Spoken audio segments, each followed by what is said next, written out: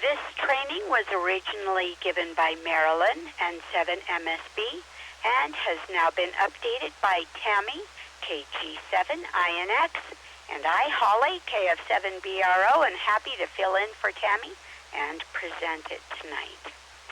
Please go to slide 1. If we look on the internet under the search term J-pole antenna, there are several types of antennas that are referenced, and these are the basic ones that most of us become acquainted with as new hams. J-pole antenna is a big subject and much information is available online. Please go to slide 2. The J-pole antenna, more properly known as the J antenna, as in Juliet antenna, was first invented by Hans Begerow in 1909 for use in Zeppelin airships. Trailed behind the airship, it consisted of a single element, 1/2 wavelength long radiator with a 1/4 wave parallel feed line tuning stub. Please go to slide 3. The J-pole usually refers to the copper J-pole. However, there are many other types of J-poles as well, and they all work pretty well, whether for 2 meters only or for both 2 meters and 70 centimeters. A J-pole configuration could conceivably be made for other frequencies if needed and desired. We should remember that a J-pole is an end-fed antenna. Please go. Oh, nope. Do not change slides yet. The basic J is reported to have better than 3 dB of gain over a 1/4 wave ground plane antenna and 6 dB over an isotropic antenna. The J can be made from almost any material, copper pipe, steel whips, and even 300 ohm TV twin lead. Technically, the J antenna is an end-fed half-wave antenna that uses a 1/4 wavelength matching stub and must be tuned to 1.5 to 1 or less. The coax lead to a J-pole may act as a ground plane to the antenna. Some say that a simple ground plane antenna works better than a J-pole and won't need tuning, but the outcome will be equal. Please go to slide 4. The copper cactus J-pole is a classy-looking, unique antenna. I don't know that it works any better than other J-poles, but it is eye-catching. Please go to slide 5.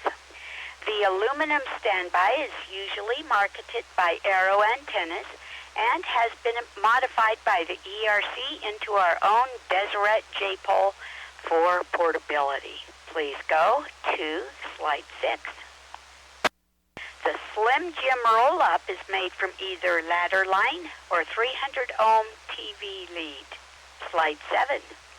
Even 6 meter or 10 meter J-poles are available, and they are tall. Is that a bird on top of that one? Slide 8. The Super J-pole is supposed to have increased gain over the average build on J-poles. The resulting gain is closer to the optimal 3 dB over a traditional J-pole or half-wave antenna. It has a phasing harness between 2.5 wavelengths. Slide 9.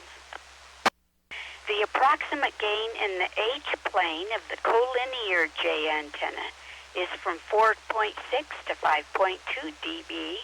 This antenna has a phasing coil between half wavelengths. Please go to slide 10. VE6SFX, a Canadian ham, has recently developed yet another J-pole configuration. Get this, made from Faraday tape and grosgrain ribbon. As seen in this picture, it can fold up very small for easy portability, which is great for a Go kit. He has gotten less than 1.5 to 1 SWR on the 2 meter band, but it is not a dual band antenna. However, he has created additional plans for 1.2 meters, 2 meters, 70 centimeters, 6 meters, GMRS, and mesh-tastic antennas as well. Please go to slide 11. An excellent source for detailed information on many types of J-pole configurations can be found at this dxzone.com website. And the Chang Plock website is a calculator that will be very helpful in building your own J-pole from the materials you select. Home brewing your own J-pole is an excellent start in building ham radio components at home and becoming more self-reliant in ham radio and developing the Elmer attitude that will allow you to help others. And finally, another great source for basic information is the final link, Wikipedia. This is KF7BRO. Please go to slide 12. It's time for any questions, and KC7IHB has very kindly agreed to take your technical questions tonight. So please come with your call sign.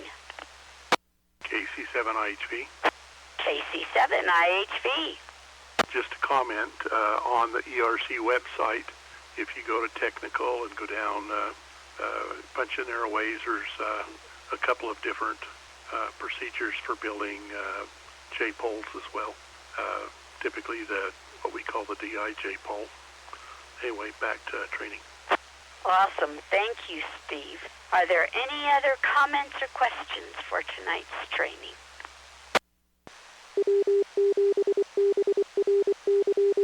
KB7ITU. By saying that my very first build was a copper J-pole and my second was a Slim Jim, both of which have worked wonderfully for me. So if you are looking for that first antenna beyond the rubber duck on your handheld, a J-pole is a great way to go. Final call for any comments or questions tonight. KB7ITU. KB7ITU, Steve. Hi, Holly.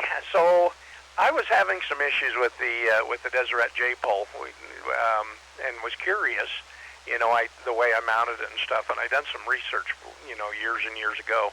And I don't know if this is for all J-poles or just certain J-poles, but according to what I read about these particular J-poles, is they need to be not mounted on a non-conductive mast, at least at the top, where the antenna connects, because it becomes semi-directional if you have a metal mast, have it mounted to a metal mast. And that's the issue I was having with my Echolink early on. I couldn't get an omnidirectional pattern out of it, and and it was noticeable, because I'd go out and turn the antenna, and then I could receive one way better than I could another. And it's not a lot of difference, but now this is with the Deseret J-pole, and I got to reading, and that's what they suggested, was that they should not be mounted on a conductive mast. So I switched over and put it on a non-conductive, and it made the biggest difference you can imagine. So there is some truth to that. KB7ITU. Steve, thanks so much for that. I have noticed that with my own Deseret J-pole, and have not remedied that at this point. I didn't realize that was the fix. Thank you so much for sharing that. So have you mounted it on PVC, or what have you done? Yep, just a rigid PVC to mast. The arm comes out of my tower on an aluminum arm, and then the mount for the antennas is all PVC. Awesome. Thank you for that info, Steve. Are there any other comments or questions about J-pole antennas? KG7LHD. KG7LHD, Chris. Yeah, on the page 10 of the thing tonight, the last bullet point talks about at a September meeting building one of those special little foldable ones that you had there. Can you tell us more about that? You bet. Stand by, because this is going to be happening at the joint Idaho Falls North and South Regions quarterly training, which takes place not in August, but in September on the 18th. And stand by, please, for further details about how to sign up to make those.